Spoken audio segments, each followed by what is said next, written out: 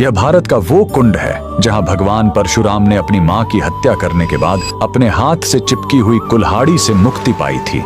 यह कहानी है महान ऋषि जमदग्नि और उनकी पत्नी पतिव्रता रेणुका की। कहते हैं रेणुका हर दिन नदी से कच्चे घड़े में पानी लाती थी और उनके सतीत्व के बल से वह घड़ा टूटता नहीं था। उनके 5 पुत्र थे जिनमें सबसे छोटे थे विष्णु अवतार परशुराम। एक दिन रेणुका ने नदी में कुछ गंधर्वों स्वर्ग के संगीतकार को जल क्रीड़ा करते देखा। उन्हें देखकर एक पल के लिए उनका मन मोह में पड़ गया और उसी क्षण उनके सतीत्व का बल टूटा और कच्चा घड़ा टूट गया। जब वो आश्रम लौटी तो ऋषि जमदग्नि ने अपने योग्य बल से जान लिया कि उनका मन भटक गया था। वो इतने क्रोधित हुए कि उन्होंने अपने पुत्रों को आज्ञा दी, अपनी मां का वध कर दो।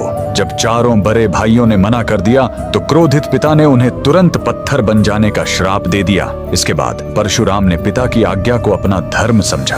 उन्होंने भारी मन से अपनी कुल्हाड़ी उठाई और अपनी ही मां का सिर धड़ से अलग कर दिया। उनकी आज्ञाकारिता से प्रसन्न होकर जमदग्नि ने वरदान मांगने को कहा। परशुराम ने तुरंत अपनी मां को फिर से जीवित करने और साथ ही पत्थर बन चुके अपने चारों भाइयों को भी मुक्त करने का वर मांग लिया। सब फिर से जीवित हो गए, मानो कुछ हुआ ही ना हो। लेकिन कहानी यहीं खत्म नहीं हुई। मातृ हत्या का पाप उस कुल्हाड़ी पर एक दाग की तरह चिपक गया और वो उनके हाथ से अलग ही नहीं हो रही थी। उस पाप से मुक्ति पाने के लिए वह दर दर भटकते रहे, लेकिन कोई भी तीर्थ उस कुल्हाड़ी को छुड़ा नहीं सका। अंत में वह पहुंचे पूर्वी हिमालय की लोहित नदी के किनारे और जैसे ही उन्होंने इस कुंड के जल को छुआ, चमत्कार हुआ। कुल्हाड़ी अपने आप उनके हाथ से छूट गई। यही पवित्र स्थान आज अरुणाचल प्रदेश में परशुराम कुंड के नाम से जाना जाता है। आज भी हर साल मकर संक्रांति पर हजारों श्रद्धालु यहाँ इस विश्वास के साथ डुबकी लगाने आते हैं कि यह कुंड उनके सारे पापों को धो डालता है, ठीक वैसे ही जैसे इसने स्वयं भगवान परशुराम को पाप मुक्त किया था।